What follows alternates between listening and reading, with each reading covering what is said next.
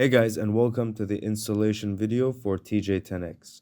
Now the first thing you want to do is go into File, open the Data folder. You want to open your MQL4 folder, Indicators, and you want to paste the file that we sent you to download into the Indicators folder. Next thing you want to do is go back into your MT4. You want to refresh the indicators and then locate the TJ10X. Double click, go into the comment tab, make sure allow DLL and allow experts is on. Enter your license key in the token tab over here. Okay. And TJ10X should be on and functioning. Now keep in mind that this will work on all time frames and all charts.